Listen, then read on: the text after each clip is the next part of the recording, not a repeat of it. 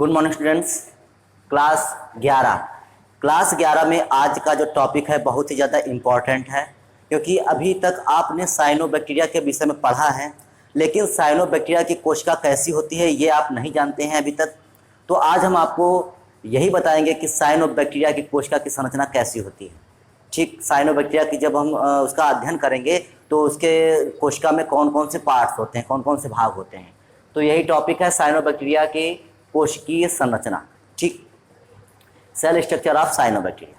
तो टॉपिक शुरू करने से पहले अगर आप हमारे चैनल पर नए हैं तो चैनल को सब्सक्राइब कर लें, बेल आइकन को दबाएं ताकि आपको वीडियो की नोटिफिकेशन मिल सके। तो चलिए शुरू करते हैं साइनोबैक्टीरिया की कोशिकीय संरचना। देखिए, साइनोबैक्टीरिया की कोशिकीय संरचना को जानने से पहले ये फिगर जानना बहुत इंपॉर्टेंट है। अगर ये फिगर आपको पता है तो आप साइनोबैक्टीरिया का पूरा लिख सकते हैं। अगर आपको ये फिगर नहीं पता है तो आप साइनोबैक्टीरिया फिर याद कर लेंगे, फिर उसको ऐसे ही लिख पाएंगे। ठीक, तो पहले हम लोग फिगर देख लेते हैं। देखिए, ये है साइनोबैक्टीरिया की कोशिका। साइनोबैक्टीरिया जो होता है, साइनोबैक्टीरिया के सबसे ऊपर नंबर 1 जेलेटिनस शीथ होती है। इसको बोलते हैं, हिंदी में लिखा हुआ यहाँ पर, श्लेष्मी आच्छद। ठीक, श्लेष्मी आच्छद। ठीक, एक सेकेंड। तो ये होता है जेलेटिनस शीथ, मतलब श्लेष्मी आच्छद होता है। ठीक, फिर उसके नीचे सेल वॉल है। सेल वॉल 2 से 3 लगभग 3 से 4 स्तर की बनी होती है सेल वॉल। फिर उसके नीचे सेल मेम्ब्रेन होती है। फिर उसके नीचे जो कोशिका द्रव होता है, कोशिका द्रव भरा होता है, मतलब जो जीव द्रव्य कला होती है, जीव द्रव्य कला से घिरा हुआ द्रव होता है जिसको कोशिका द्रव कहते हैं। कोशिका द्रव 2 भागों में बटा होता है, क्रोमोप्लाज्म और सेंट्रोप्लाज्म। ये बहुत ज्यादा इंपॉर्टेंट है। जो बाहर का द्रव होता है उसको क्रोमोप्लाज्म कहते हैं, और जो अंदर का जो द्रव भरा होता है उसे सेंट्रोप्लाज्म कहते हैं। इसको ऐसे भी याद रखते हैं, सेंटर माने क्या होता है, मध्य। तो इसी प्रकार से जो इसमें द्रव भरा हुआ है मध्य में उसे बोलेंगे सेंट्रोप्लाज्म। ठीक, जो बाहर की ओर रंगीन द्रव भरा होता है उसे क्रोमोप्लाज्म बोलते हैं। ठीक, इसमें क्या होता है, इसमें आप ये देख रहे हैं ये संरचनाएं, इनको बोलते हैं फोटोसिंथेटिक लैमेली या थैलाकोइड। ठीक, तो फोटोसिंथेटिक लैमेली होती हैं। अब इसके अंदर जो सेंट्रोप्लाज्म होता है, सेंट्रोप्लाज्म में जो जीव द्रव्य कला होती है, जीव द्रव्य कला अंतर्वलित होकर मतलब अंदर की ओर मुड़ जाती है, और बैक्टीरिया में एक माइटोकॉन्ड्रिया के समान संरचना होती है जिसको हम लोग मीजोसोम कहते हैं।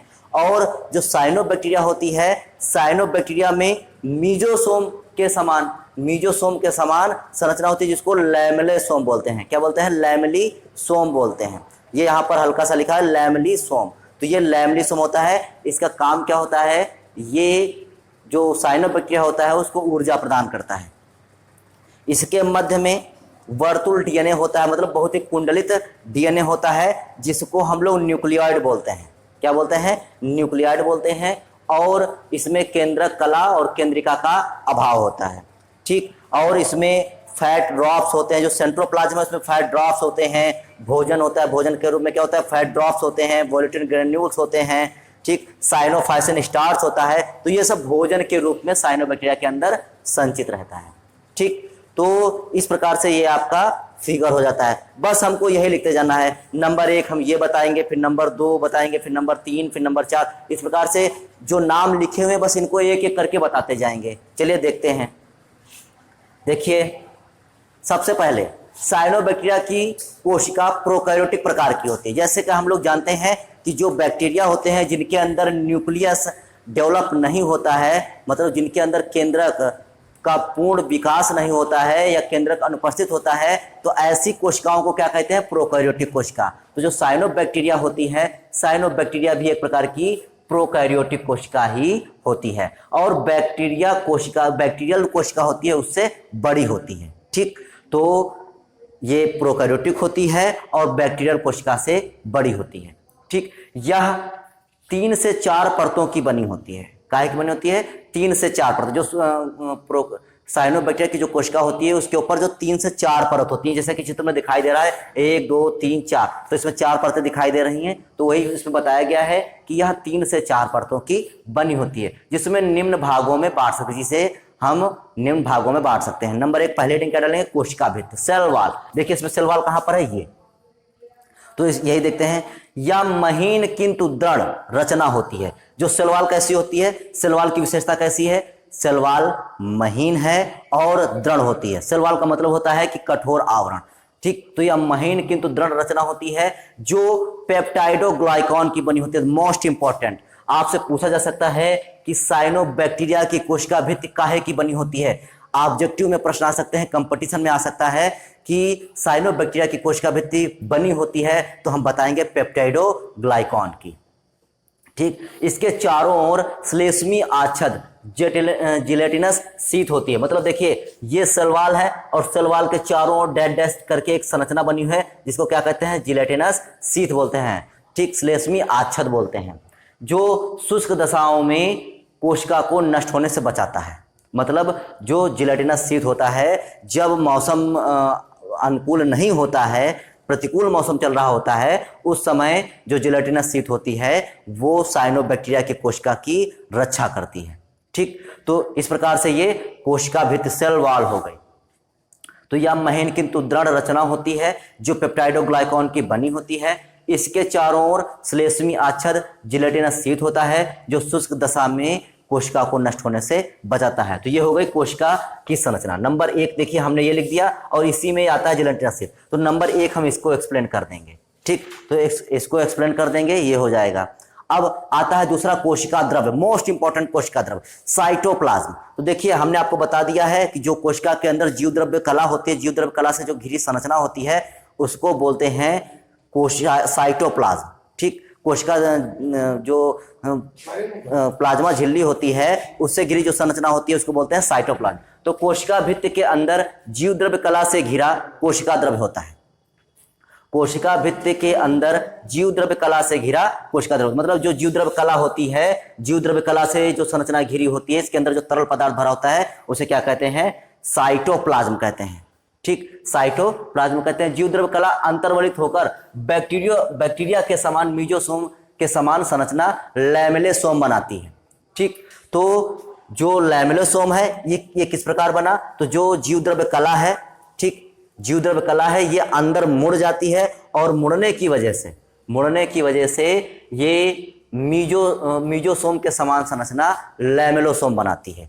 मीजोसोम का जो कार्य है वही लैमेलियोसोम का कार्य है। मीजोसोम बैक्टीरिया में क्या करता है, बैक्टीरिया में ऊर्जा उत्पादन का कार्य करता है। उसी प्रकार से जो लैमेलियोसोम है वो साइनोबैक्टीरिया में ऊर्जा उत्पादन का कार्य करता है। तो ये बहुत ही ज्यादा इंपॉर्टेंट है। आपसे पूछा जा सकता है कि साइनोबैक्टीरिया ऊर्जा उत्पादन का कार्य कौन करता है, साइनोबैक्टीरिया में ऊर्जा उत्पादन का कार्य कौन करता है, तो हम बताएंगे लैमेलियोसोम, ठीक। तो फिर आगे क्या है, कोशा द्रव्य में बाहर की ओर रंगीन क्रोमोप्लाज्म। देखिए जो बाहर की ओर है ये कैसा है, क्रोमोप्लाज्म है, और क्रोमोप्लाज्म कैसा है, रंगीन है। भीतर की ओर रंगहीन सेंट्रोप्लाज्म।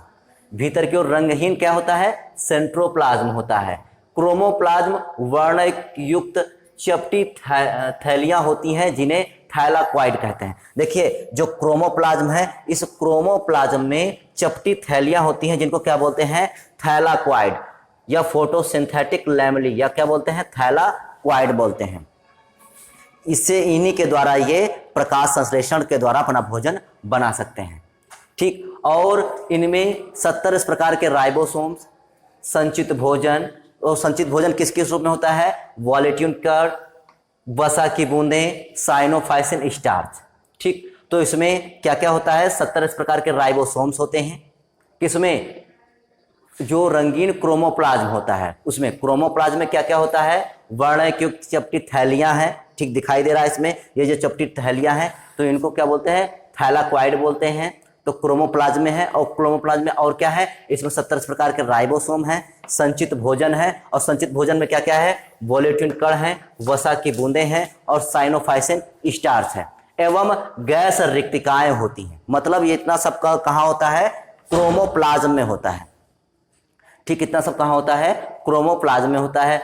अब आगे सेंट्रोप्लाज्म में आनुवंशिक पदार्थ डीएनए होता है। ये अंदर का जो द्रव देख रहे हैं ये होता है सेंट्रोप्लाज्म। क्या होता है, सेंट्रोप्लाज्म। सेंट्रोप्लाज्म में क्या क्या है, इसमें आनुवंशिक पदार्थ डीएनए होता है। डीएनए वर्तुल होता है। क्या होता है, डीएनए वर्तुल होता है, मतलब मुड़ा होता है, जो कुंडलित होकर एक सघन संरचना बनाता है जिसे न्यूक्लियोइड कहते हैं। मतलब जो डीएनए होता है वो कुंडलित होकर एक संरचना बनाता है जिसे क्या कहते हैं, न्यूक्लियोइड कहते हैं। इसके चारों ओर केंद्रक कला व केंद्रिका का अभाव होता है। मतलब जो डीएनए है ये डीएनए मुक्त रूप से होता है, ना ही इसके चारों ओर केंद्रक कला होती है और ना ही इसमें केंद्रिका होती है।